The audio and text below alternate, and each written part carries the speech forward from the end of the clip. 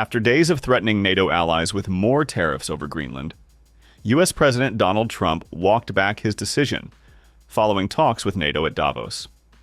Trump shared a few details on Truth Social on January 22nd about his meeting with NATO Secretary-General Mark Rutte, calling it very productive and saying that it yielded a possible framework for an agreement on the Arctic island. After weeks of tense rhetoric, he again raised his interest in Greenland at the World Economic Forum. However, he ruled out military action this time. Trump also said a proposed framework agreement on Greenland would deliver all of the objectives the U.S. was seeking. People jumped at, really fantastic for the USA, gets everything we wanted, including especially real national security and international security. How so? Can you give us some details, please? Well, the deal is going to be put out pretty soon, and we'll see. It's right now a little bit in progress, but pretty far along. It gets us everything we needed to get. What did Mark Rutte say? Well, he's a great leader. I think he's fantastic. The Secretary-General was representing the other side, which is really us too, because, we're a very important member of NATO. I've done a lot for NATO. And it's really nice. I mean, it's a deal that everybody's very happy with. Does it still include the United States having ownership of Greenland like you've said you wanted? It's a long-term deal. It's the ultimate long-term deal. And I think it puts everybody in a really good position, especially as it pertains to security and minerals and everything else. How long will the deal be, Mr. President? Infinite.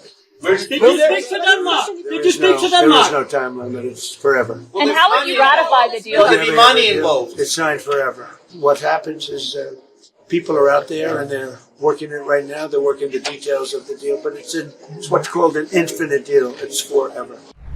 Following Trump's remarks, Danish Prime Minister Mette Frederiksen said in a statement, "The security of the Arctic is a matter for the entire NATO alliance," adding that it was good and natural for the issue to be discussed between the NATO Secretary-General and the U.S. President. Emphasizing Denmark's stance further, she added firmly, "We can negotiate all politically, security, investment, economy, but we can't negotiate our sovereignty."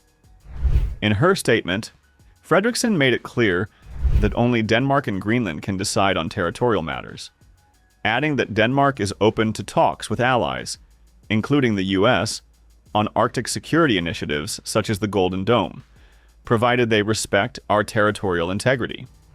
However, on January 22nd, speaking to reporters, the Danish Prime Minister said that no NATO talks had been held on sovereignty, and affirmed that Denmark and Greenland's position on the matter remains unchanged.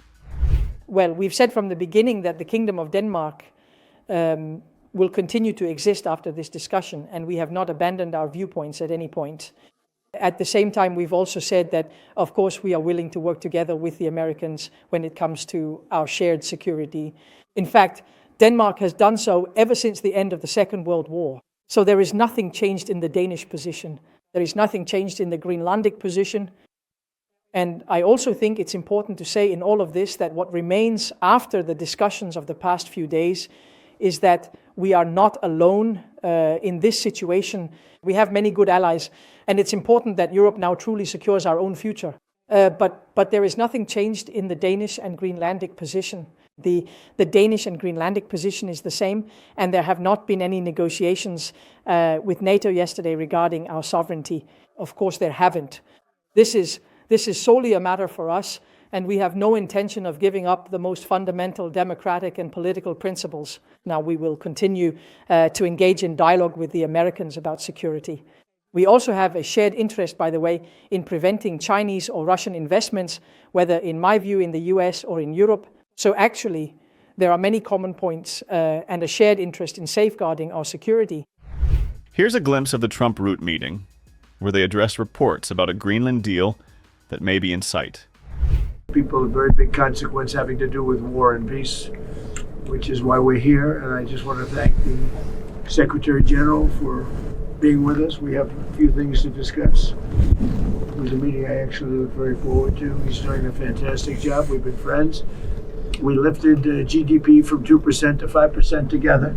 That was done jointly, and it worked out really very well, and we appreciate it, Mark. So we'll be talking about various things. We'll be talking about Greenland. I imagine it may come up in our discussion. And but I think the trip has been amazing so far. It's been amazing. As you know, we're staying, and tomorrow we're doing something else having to do with the border peace. We're getting tremendous acceptance of that. It's going to be great. So we'll see how that all works out, but we're doing that tomorrow.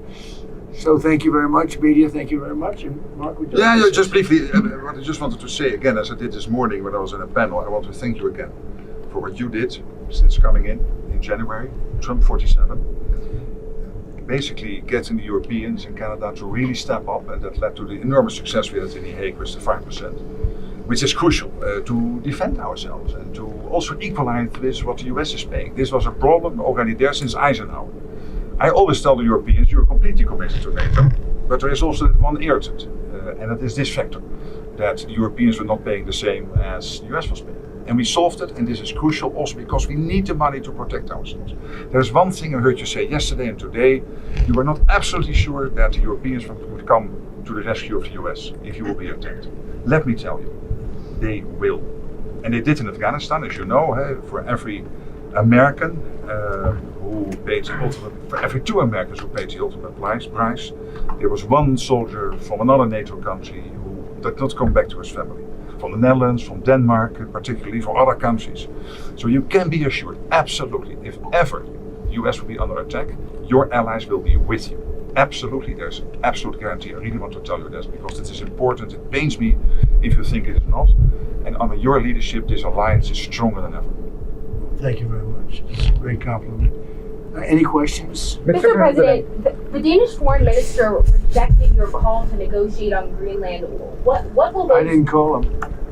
No, sorry. The Danish foreign minister rejected what you said in your speech that you were hoping to negotiate to acquire Greenland, essentially saying that this is not something that they are willing to discuss. So what will those negotiations Well, they look didn't like? tell me that, so when they tell me, because I don't like getting it secondhand, if he wants to tell me, he'll tell me that to my face. And when will you be discussing this? I have no idea. When you said you I'll would be discussing it with this man right here. Mr. President, He's frankly more important. Mr. President, when you said you would remember if Denmark did not agree to a deal on Greenland, what did you mean? What are the consequences? You'll have to figure that out for yourself. You're a smart guy. Mr. President, do you see a price for Greenland that's reasonable? I could see that, yeah. Like, how would you calculate I that? could see that, but there's a bigger price, and that's the price of safety and security and national security and international security having to do with many of your countries. Mm-hmm. That's really the price, and that's the big price.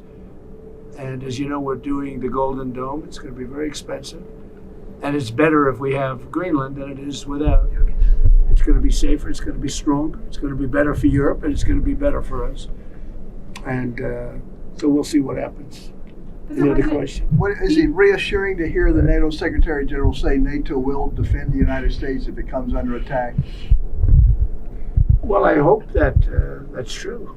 I mean, he's a good man. He's never lied to me before. You know, we've had a good relationship, and he made that statement. That's nice. I mean, I just, you know, when I see what's happening with Greenland, I wonder, because I want Greenland for security. I don't want it for anything else. We have so much rare earth. We don't know what to do with it. We don't need it for anything else.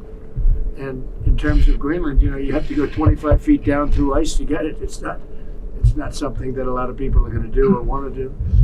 No, this is security we're talking about. And I can say one thing about Mark. He wants security, and he wants security for all of us. I think we're a member of NATO. He wants security for NATO and beyond.